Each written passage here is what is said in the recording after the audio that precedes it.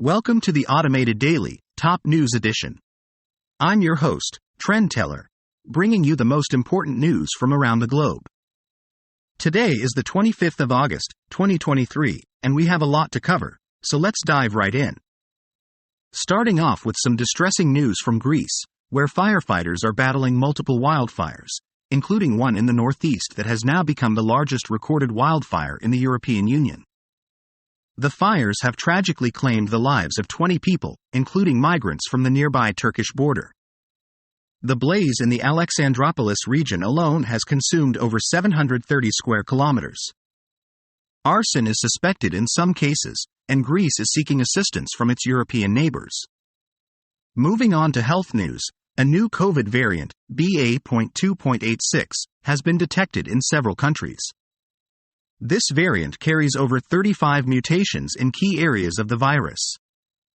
Despite this, experts believe that the global immune defenses built up from vaccination and prior infection should prevent a devastating wave of severe disease and death. However, the decline in testing and sequencing for COVID worldwide is raising concerns about our ability to track new variants.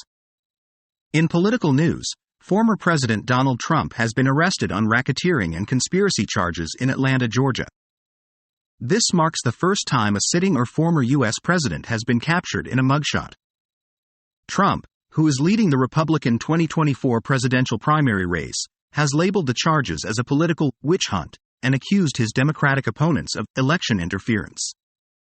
Staying with health news, the European Commission has given the green light to Pfizer's vaccine for respiratory syncytial virus, RSV. The vaccine, known as Abrysvo, is the first to protect infants up to 6 months old from the virus when administered to pregnant women.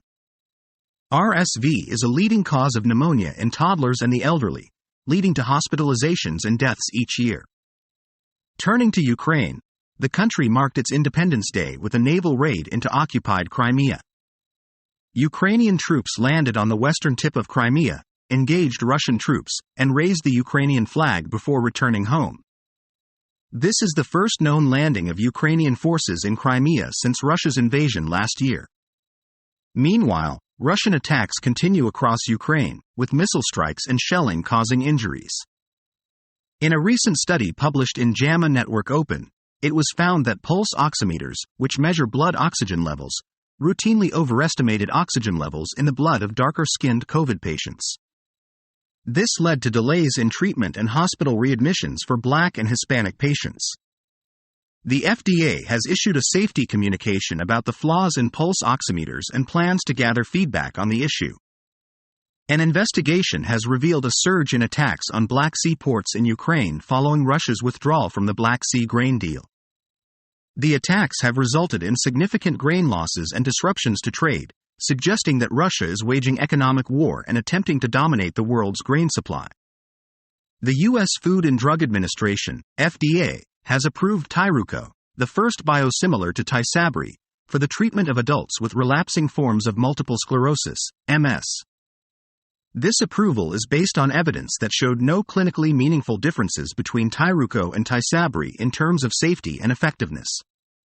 A report by Sahil, a nonprofit organization working for children's protection, revealed that 2,227 children in Pakistan were subjected to sexual abuse in the first half of 2023. The report also highlighted that child sexual abuse occurred in various places such as madrasas, hospitals, hotels, and police stations. Finally, a study has found that climate change is causing marine heat waves that are threatening the diversity of aquatic ecosystems, particularly coral reefs. The researchers suggest that understanding this hidden diversity could help scientists develop strategies to bolster reef resilience to climate change. And that's a wrap for today's edition of the Automated Daily. I'm Trend Teller, reminding you to stay informed, stay safe, and stay curious. Until next time.